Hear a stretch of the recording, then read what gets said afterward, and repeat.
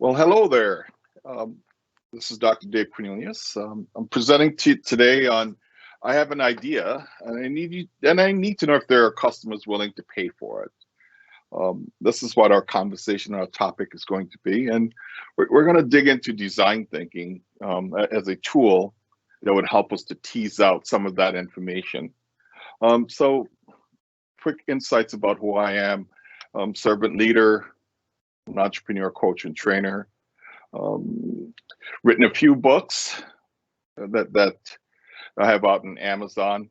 I have my heartthrob project called 5 Saturdays, where we work with high school students and we teach them how to code, teach them agile, teach them entrepreneurship, different practices like that. So we're going to dig in and help you to learn maybe a new technique, or maybe it's something that you know already and you just want to explore just a little bit more. So what we're going to cover today is, when you get through this workshop, we'll be able to have some skills about defining the customer problem, see if it's worth solving. At least you'll have some information, some techniques to capture insights. We're going to brainstorm to identify ideas, and then we'll look at design sprint to see how we could validate the hypothesis for an idea. And normally we could just define and test ideas with potential customers. The target audience for this is product managers, product owners, UX designers, entrepreneurs, portfolio stakeholders, and product development teams. So some of our topics we're going to cover today is we look at hypothesis and lean innovation, design thinking. We may look at value proposition canvas, and probably that's as far as we're going to get today because of duration. So one thing I would like to tell you is that every idea we have is a hypothesis. And when you really think about it, this is the supposition, this proposed explanation based unlimited evidence as a starting point for further investigation. And I like to always begin with defining things up front, so we could have an idea that this is where we're working from. And so as we begin with our hypothesis, and I learned this back in grade school science, and I think some of us may have learned this as well. Now we begin with a hypothesis. We have an idea, we run an experiment, we build a little increment, then we validate, and we figure out, did it work? Did it actually really work? And so this is the premise that we will operate from today, that everything begins with a hypothesis. Those great ideas that we have in the shower, so we're taking a walk and we believe we're going to make $20 million with it. This is where we start. So one thing I would like to say is that my first entry into dealing with design thinking was I was working for an international consulting company, and they wanted to start an innovation group in the organization. So we got an opportunity to spend like a whole week up in Palo Alto at Stanford at their D school, and we spent a whole week learning about design thinking. And so that was about 9 or 10 years ago to get that insight into doing something a little bit different. And for me, it was kind of interesting that we began with the ability to play around with paper and stickies and come up with all sort of wild ideas. And coming from a software background, that was quite new to me, but it was really fun to go through that process and really come to the realization that most of the things that we think we know, we really don't until we experiment and validate it. And we call those validated learnings. So here's my hypothesis.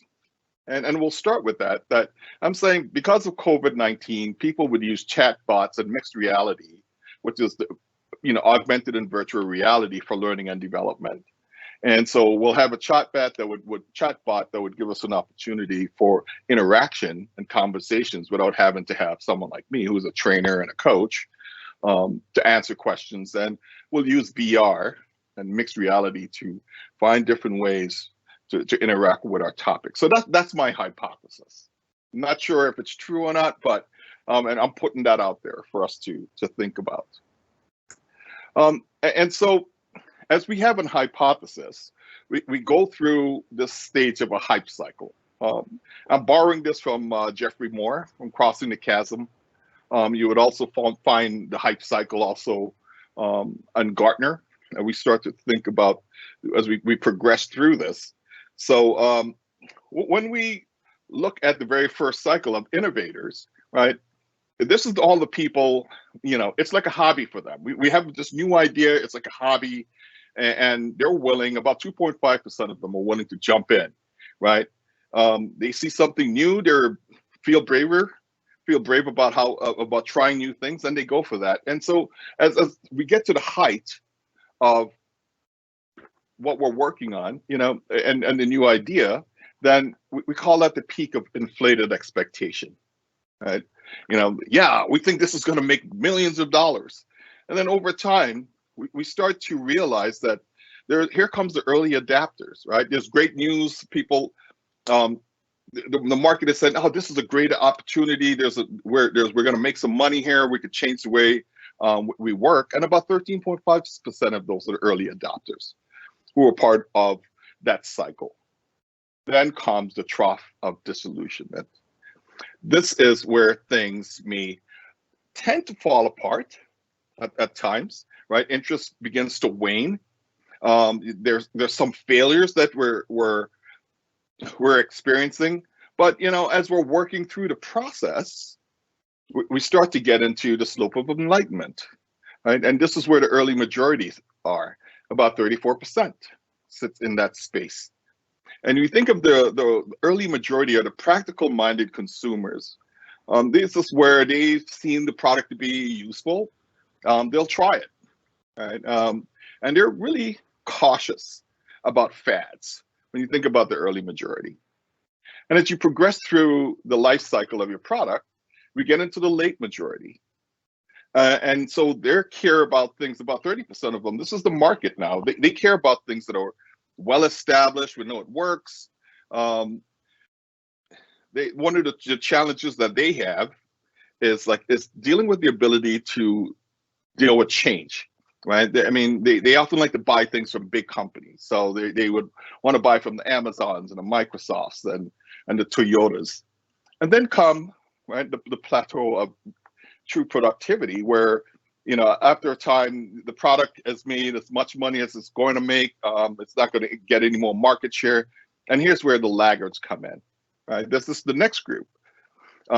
Most of the reasons for entering the market, they don't care about new things, right? They want to make sure that it works. They can use it personally, and it gives them a good economic reasons for using this product or service. So as we think about the idea of having a product or an idea and bringing it to market, this is the thing that we have to pay attention to as we go through the market cycles and the people who are going to adopt our product or idea and really spend money to purchase that product and put it into use. So now design thinking is a way that we could help to mitigate some of the challenges and get early insight and feedback from our customers or potential customers, which we call prospects. So as you go through the understanding, we want to understand, what is the customer job to be done? Do they have pains or the gains? And this is where empathy comes into play as we start to say, well, what would it be like if I was in their shoes and wanted to buy my product? And it gives us an opportunity with interaction to start to define what those pains and gains are. Then we get into the create cycle, where we could collaborate and generate ideas. And the collaboration is between people on our teams, collaboration with the customers themselves, so we can start to really refine the idea more and start building out some levels of prototypes. Then we get into the deliver cycle. And then we're prototyping and we're going to test and get some customer feedback. And we could do low fidelity prototypes. And that's one of the things that I learned when I was up at Stanford D School, is that a lot of the prototypes are built with paper and all sort of different materials, where that's a low fidelity type approach as opposed to actually writing software and going forward and building a real product and taking it to market. So we could then go out and test. Are there any customers who really care about our ideas? Are they willing to spend money for it? What's their level of interest?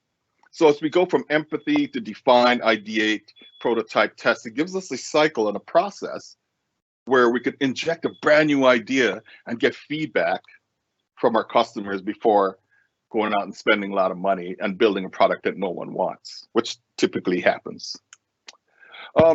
So one of the practices that we could use to bring along the process of using design thinking is something called a design sprint. And the design sprint gives us an ability to, over a 5-day period, to start building a team that we can work together to find a problem, think about who are our customers that we want to really target. Is there some competitive alternative solution that we're looking in day 2? So we're working as a team, we're collaborating.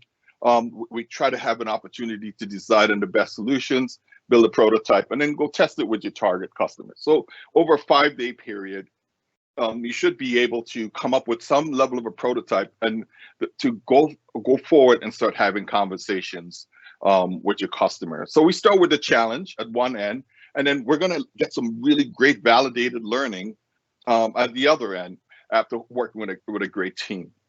So you may ask yourself, well, where would we use design thinking and apply these design sprints? So here's a few areas that I've used it in. And so as of late, as I'm teaching portfolio management or at lean portfolio management, what we're discovering is that people are just bringing a lot of stuff and said, here's an idea, and they throw it into a funnel, with a portfolio funnel. Well, as you could imagine, if it's not well defined, it creates a lot of churn, a lot of activity. So what I'm coaching and helping teams to realize, let's use some of the design thinking principles of empathy, define, ideate, prototype, and test, and then let's do a design sprint before you bring your ideas into the funnel. And what we've seen in working with different customers is that the quality of work, the quality of the ideas are a bit more well elaborated, have a bit more information about it. So we know exactly what we're going after when we come into the portfolio funnel, and we have to decide, and are we going to invest? Are we going to stop this? Does this make sense for us? At least we have enough information to use it in that context. The other place that you want to use it in product design. That makes a lot of sense as we're building products in an existing company. This is another place that you would want to go through and validate this hypothesis about this product making a tremendous amount of dollars for your organization. And first go out and test it with the customers. And then also startup companies. We are notorious, I work with lots of startup companies, and we're notorious about thinking that our ideas is going to change the world. Well, it's just a hypothesis until we could figure out, do we have early adopters and who are willing to take some risk, and also the innovators as we're going through the hype cycle, who are willing to really buy into our products and ideas. So the design thinking principles gives us a nice framework that we could use to learn more about our products and services. So let's start with define the problem. And so I told you earlier that my hypothesis was because of COVID-19, people will use chatbots and mixed in virtual reality for learning and development. And so I made this assumption because I do a lot of agile coaching and training, that one of the problems that we'll have because we're distributed is that I can't play the ballpoint game anymore. I can't get people together in a room where we could teach them how to pass the ball around and learn about planning and collaboration and fun. And so one of the things that we do in design thinking is that we take the problem and we frame it as a question.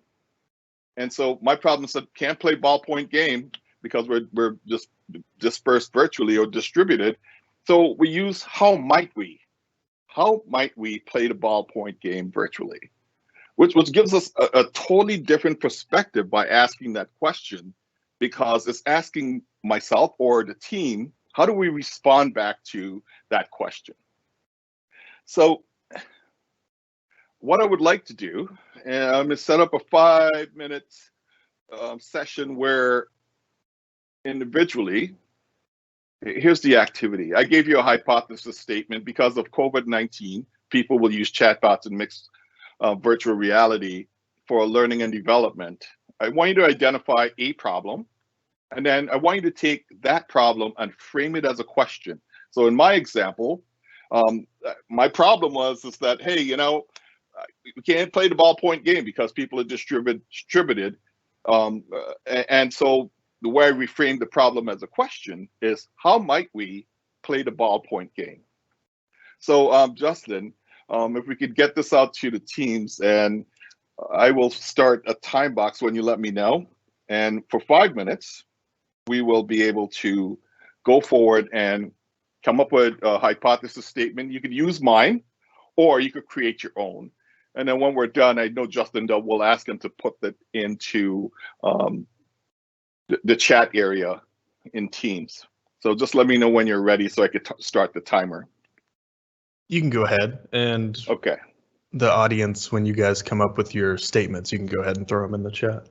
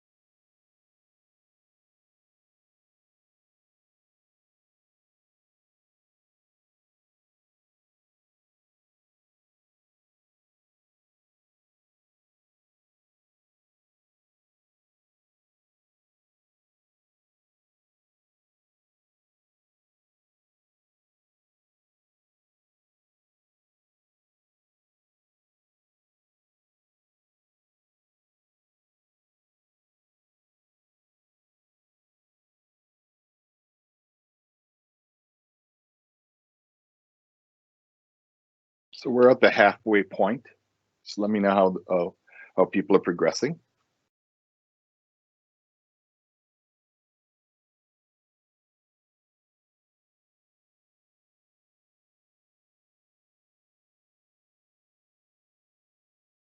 No responses yet. Okay.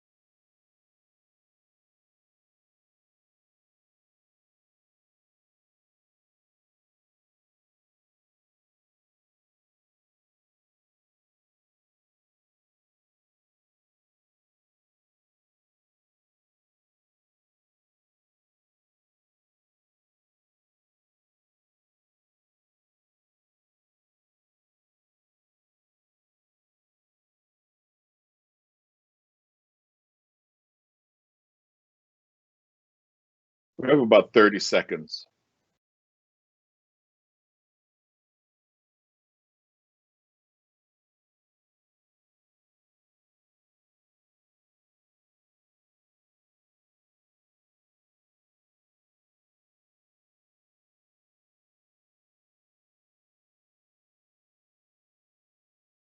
Okay, we're at time. Did we get anything, Justin? We did get one response that says, what alternate options are available to the ballpoint game? Okay. So it'd be interesting if we had added how might we find an alternative to the ballpoint game. So it's a very interesting question. So if we just have one, that's fair enough. That's good.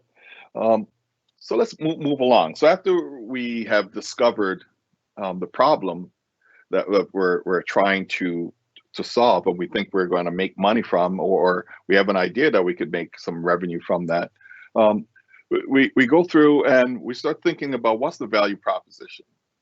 Most of the value propositions that we create are really based on assumptions. As human beings, we make lots and lots of assumptions about things, and what we think will work for others.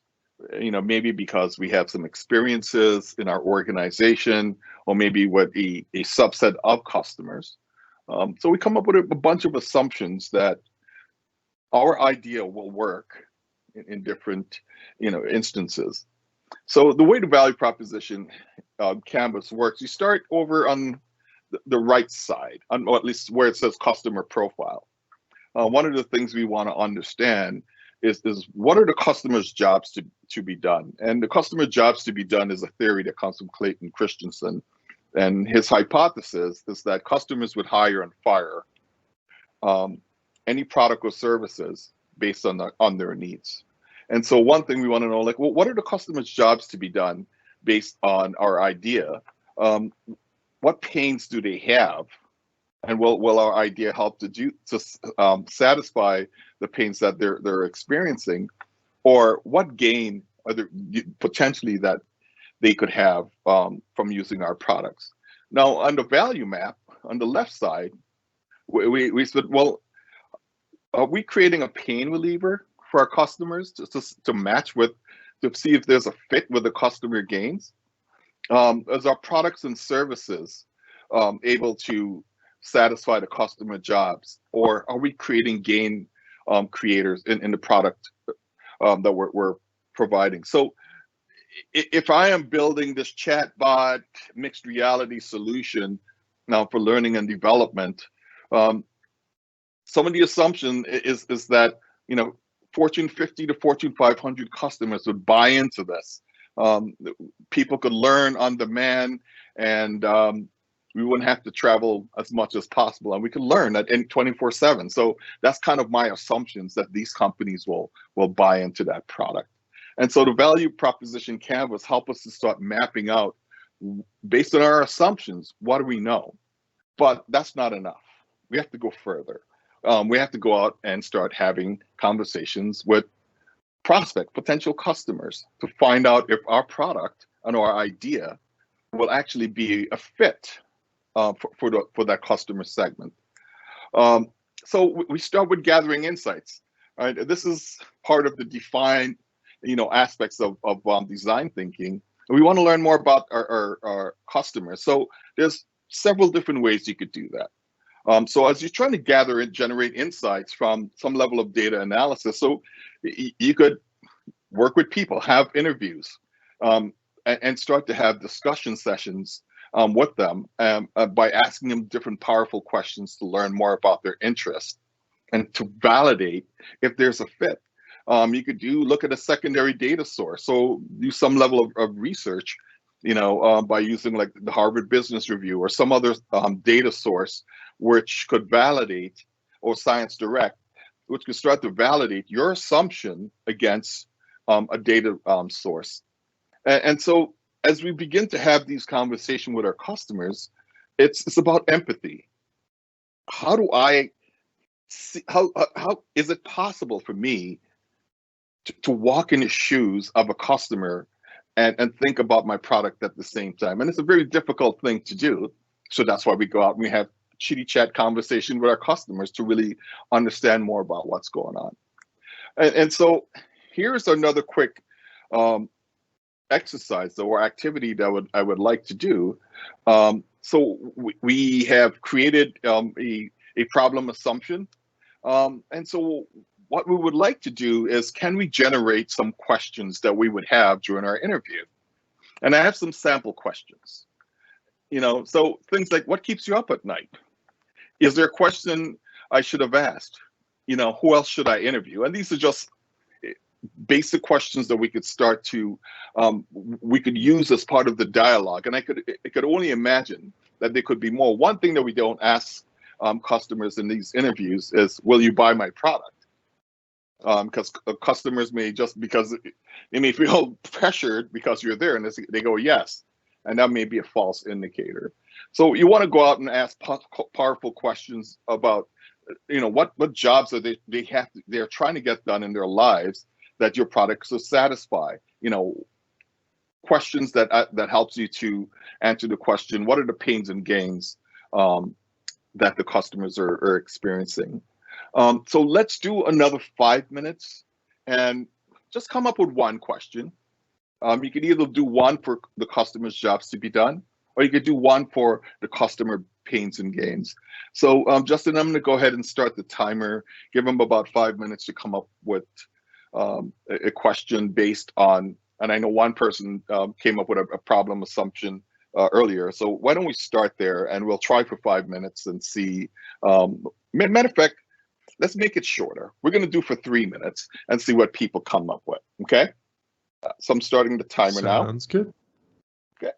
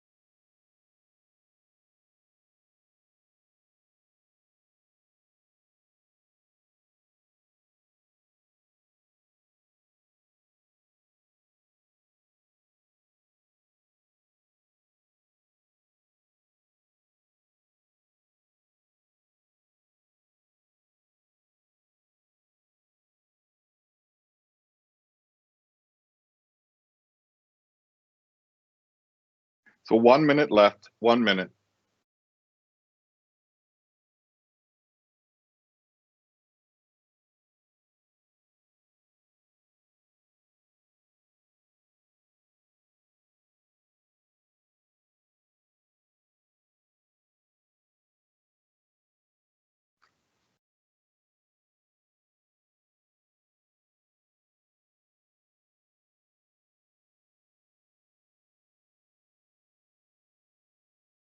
Thirty seconds.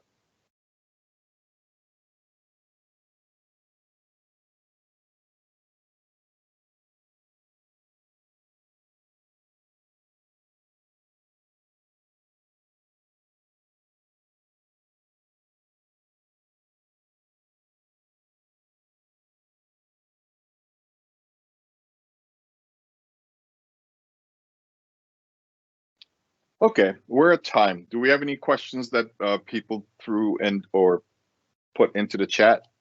Yeah, we got a good bit of questions. Well, maybe you may pick a few that we could share back with each other in terms of how they want to gather insights and conversations with their potential customers. All right, I'll just read off a couple. When was the last time you felt accomplished? What would your friends say you need to stop? What would your friends say you need to stop doing to improve your life?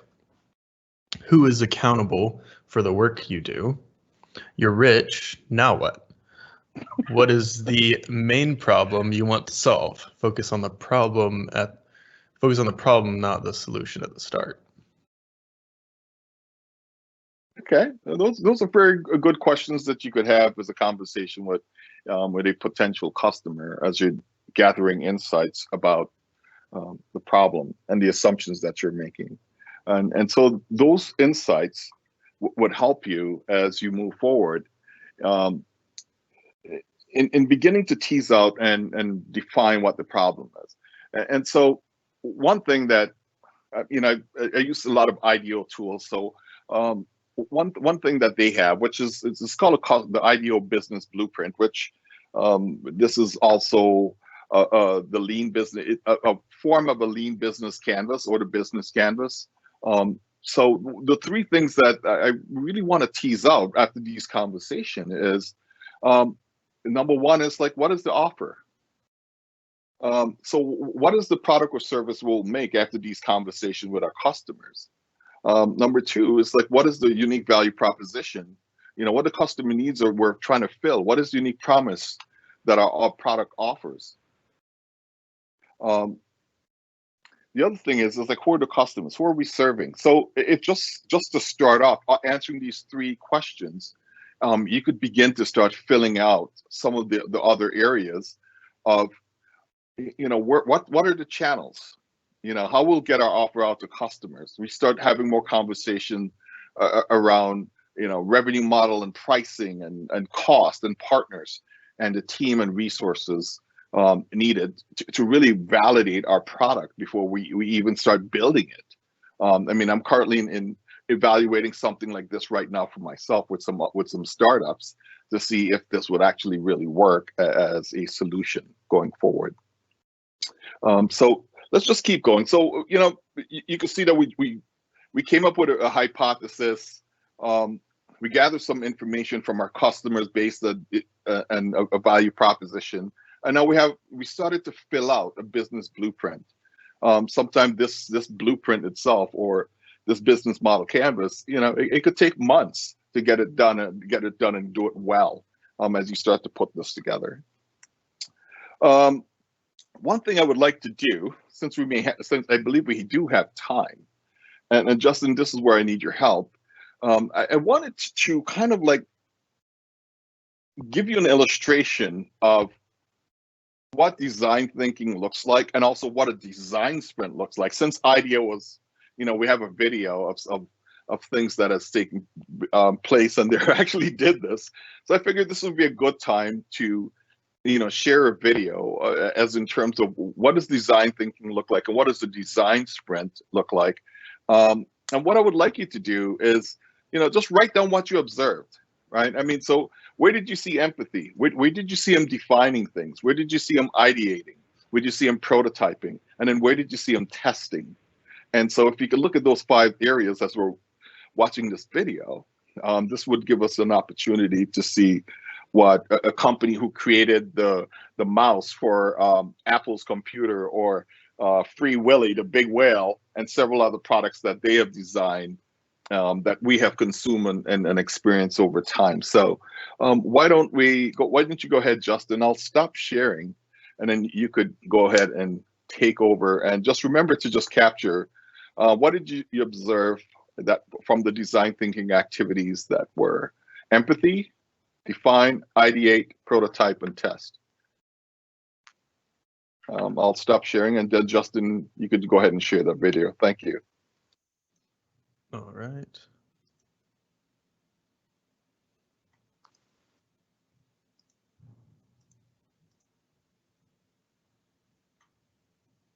Tonight, the deep dive, one company's secret weapon for innovation.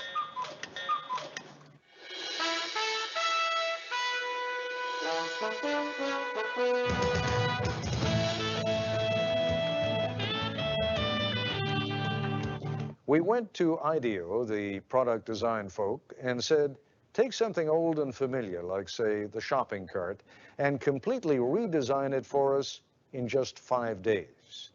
ABC News correspondent Jack Smith tells us what happened next. 9 in the morning, day one, and these people have a deadline to meet. So welcome to the kickoff of the shopping cart project. This is Palo Alto, California, in the heart of Silicon Valley, and these are designers at IDEO, probably the most influential product development firm in the world. IDEO has designed everything from high-tech medical equipment to the 25-foot mechanical whale in the movie Free Willy, and the first computer mouse for Apple. Smith ski goggles, Nike sunglasses, NEC computer screens. Hundreds of products we take for granted. The point is that we're not actually experts at any given area. You know, we're kind of experts on the process of how you design stuff. So we don't care if you give us a toothbrush, a toothpaste tube, a tractor, a space shuttle, you know, a chair. It's all the same to us. We want to figure out how to innovate by using our process, applying it. Project leader is Peter Skillman, a 35-year-old Stanford engineer. Project leader because he's good with groups, not because of seniority. He's only been at IDEO for 6 years. The rest of the team is eclectic, but that's typical here. Whitney Mortimer, Harvard MBA. Peter Coughlin, linguist. Tom Kelly, Dave's brother, marketing expert. Jane Fulton-Suri, psychologist. Alex Kazaks, 26, a biology major, who's turned down medical school 3 times because he's having too much fun at IDEO. Safety emerges early as an important issue. 22,000 child injuries a year, and so they're hospitalized injuries. I mean, there are many others. And theft. It turns out a lot of carts are stolen. As the team works, it becomes clear there are no titles here, no permanent assignments. The other side gives us a lot of help, says, be safe. I'll give you a big red ball on a post, and that says you're a big guy. If you got a ball, you're a senior vice president. You know, what do I care? The desk, the red ball, it's all the same. In a very innovative culture, you can't have a kind of hierarchy of here's the boss and the next person down, the next person down, the next person down, because it's impossible that the boss is the one who's had the insightful experience with shopping carts. It's just not possible. The team splits into groups to find out firsthand what the people who use, make, and repair shopping carts really think. Okay, go. The problem with the plastic cart is the wind catches it. Yeah. And these things have been clocked at 35 across the parking lot. Oh, man, that's actually a pretty good point. The trick is to find these real experts, and so that you can learn much more quickly than you could by just kind of doing it the normal way and trying to learn about it yourself. From everything I read, these things aren't that safe either, you know? So probably the seat itself is going to have to be redesigned. One of the interesting things for me is looking at how people really don't like to let go of the cart, except for the professional shopper, whose strategy is to leave the cart at various places. 3:30 in the afternoon, and the group is back at IDEO. There is no let-up. Each team is going to demonstrate and communicate and share everything that they've learned today. A shopping cart has been clocked at 35 miles an hour traveling through a parking lot in the wind. We were in the store, 2 hours, and it was truly frightening just to see the kind of stuff going on. You ought to designate some people to make damn sure that the store owner's point of view is represented. After 9 straight hours, the team is tired. They call it a day. So, everybody cool? Well, that's great. Thanks a lot. We had a great time today. IDEO's mantra for innovation is written everywhere. One conversation at a time. Stay focused. Encourage wild ideas. Defer judgment. Build on the ideas of others. That's the hardest thing for people to do, is to restrain themselves from criticizing an idea. So if anybody starts to nail an idea, they get the bell, you know. The ideas pour out and are posted on the walls. Oh, the blind, the privacy blind. Like when you're buying 6 cases of condoms, no one sees. If it doesn't nest, We don't have a solution. Organized chaos. It's not organized. What it is it's focused chaos. Vote with your Post-it, not with an idea that's cool, but with an idea that's cool and buildable. If it's too far out there and can't be built in a day, then I don't think we should vote on it. Enlightened trial and error succeeds over the planning of lone genius. Enlightened trial and error succeeds over the planning of the lone genius. If anything sums up IDEO's approach, that is it. Worried that the team is drifting, what can only be called a group of self-appointed adults under Dave Kelly holds an informal side session. 4 or 5 teams. 4 or 5 teams, and we give each team a need area. It becomes very autocratic for a very short period of time in defining what things people are going to work on. If you don't work under time constraints, you could never get anything done because it's a messy process and go on forever. Back at the shop, it is 6 o'clock, and the 4 mock-ups are ready for showing. Baskets also can be, if you think you will have more volume, baskets can be put in. A modular shopping cart you pile hand baskets onto. A high-tech cart that gets you through the traffic jam at checkout. That you could mount a scanner on the shopping cart so that you as the customer, as you pull it off the shelf, would scan each item. One that's built around child safety, and another that lets shoppers talk to the supermarket staff remotely. Yeah, where can I find a yogurt? But the adults, again, decide more work needs to be done before the mock-ups can be combined into one last prototype. Why don't we have all the carts come up here for a second? I think you take a piece of each one of these ideas and kind of back it off a little bit and then put it in the design. The design is still not there. But there's another motto at IDEO: fail often in order to succeed sooner.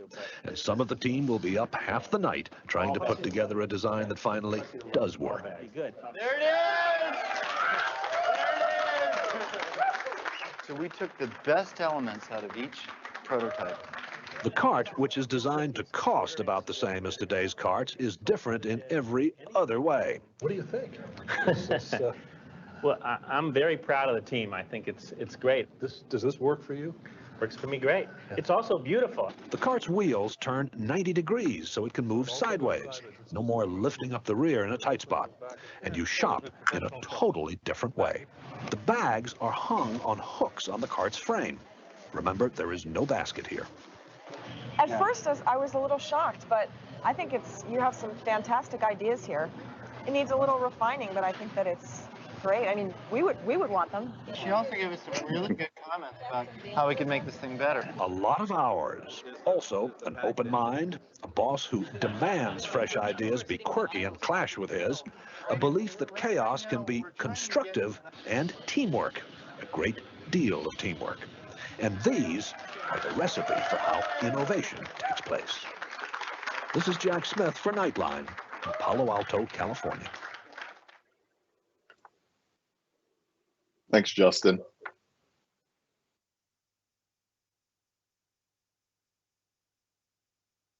Let me share again.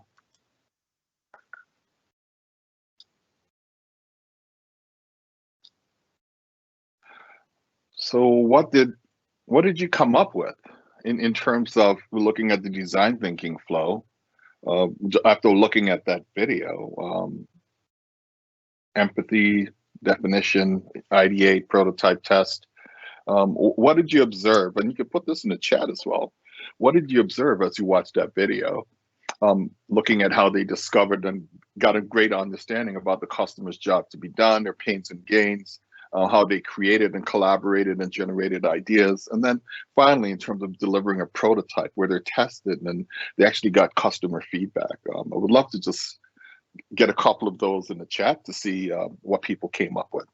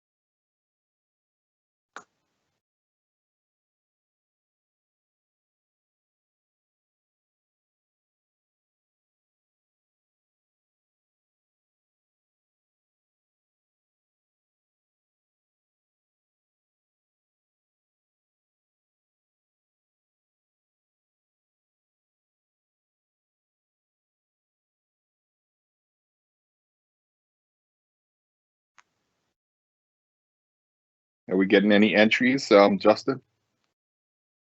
Nothing in the queue yet. Nothing in the queue yet. All right, so we'll give it another minute, and then we'll just move on to a debrief.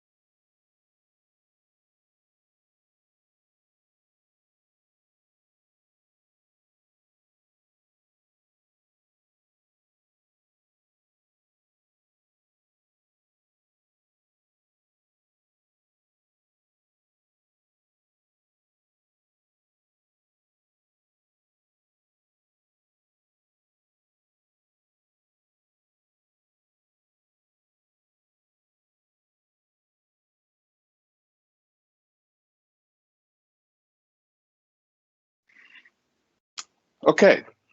If we have not, did we get anything back? No comments. Okay, perfect.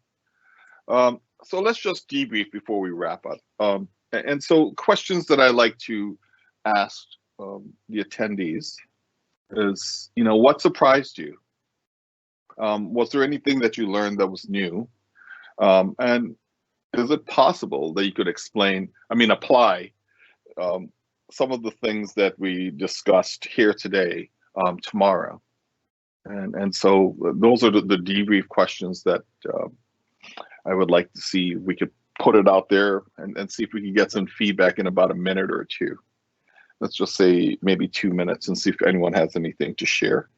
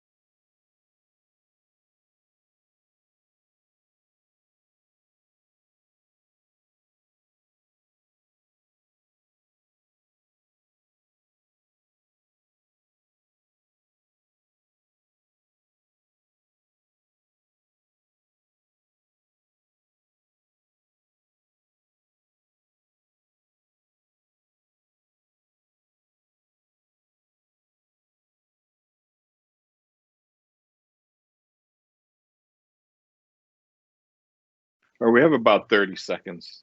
If anything start coming into the queue. One comment says the productivity plateau was new in its relation to laggards. And that makes sense. Mm-hmm.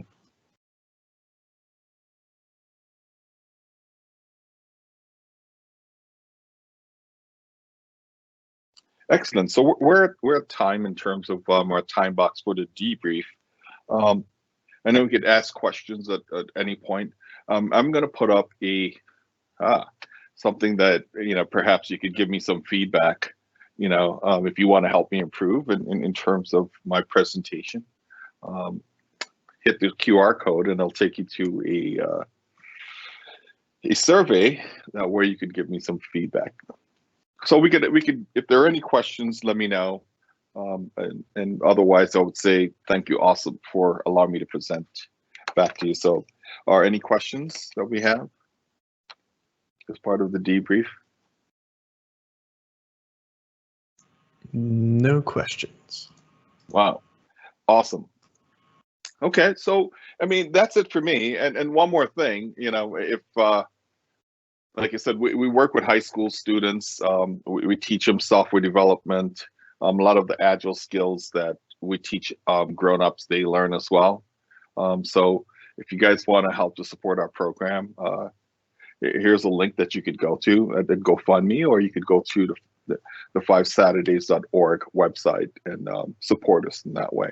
And with that, you know, thank you for allowing me to share this topic with you as something that's near and dear to my heart, things that I'm involved with today, and things that I bring to my clients, and as we're trying to get things resolved and help them to move forward and making better decisions. So thank you greatly for your time today.